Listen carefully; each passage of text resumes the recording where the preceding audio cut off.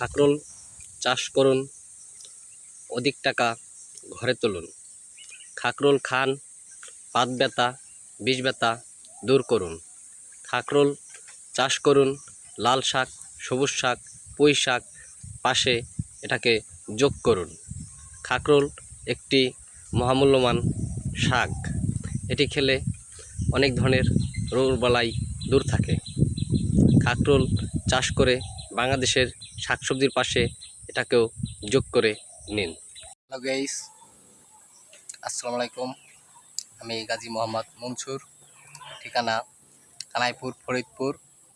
এখন আপনাদের মাঝে নতুন একটি শাক সম্পর্কে আলোচনা করব, যেটি আপনাদের অনেক সুপরিচিত।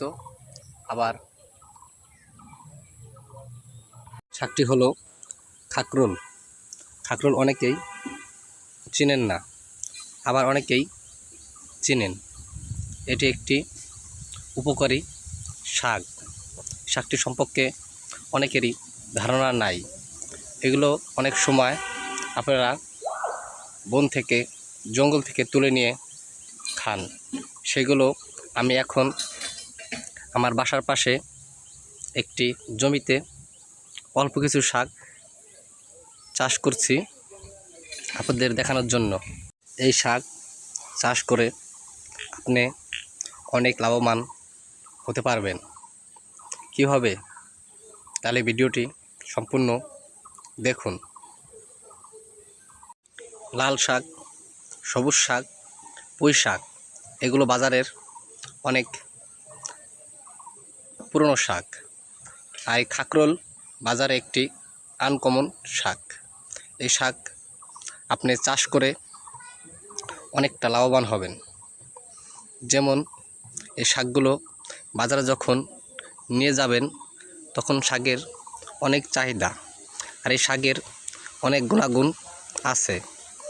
এই শাকের আপনারা যখন বাজারে নেবেন তখন দেখবেন আপনার এই শাক নিয়ে যাওয়ার সাথে সাথে অনেকেই ভিড় করবে, কারণ এই শাক খেলে অনেক ধরনের রোগ থেকে আপনারা মুক্ত পেতে পারেন। যেমন শরীরের বিষ ব্যথা, বাত ব্যথা, প্রধানত এই দুটি রোগের কঠিন কাজ করে। এই শাক কীভাবে খেতে হবে আপনারা অনেকেই জানেন না।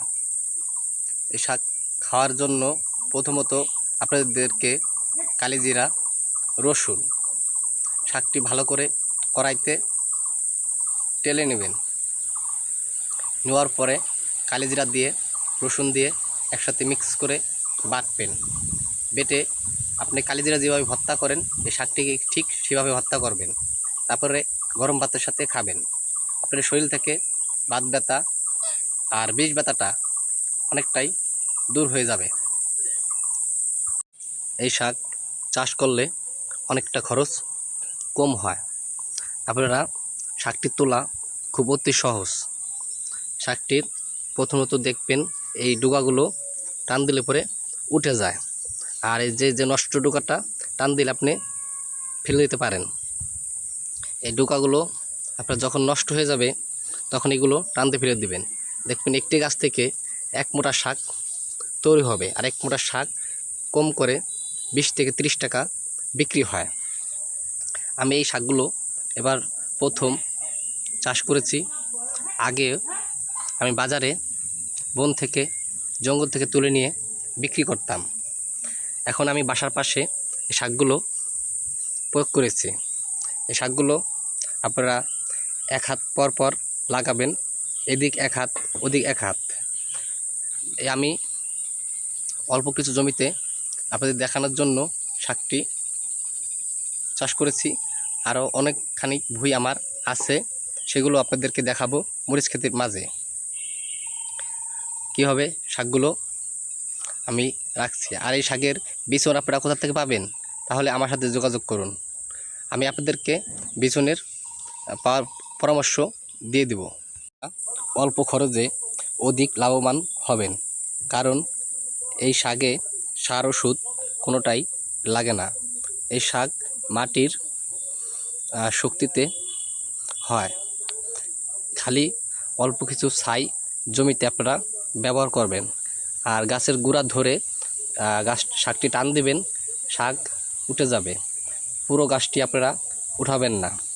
আপনারা দেখতে পাচ্ছেন গাছগুলো এখানে মাটির থেকে বের হয়েছে।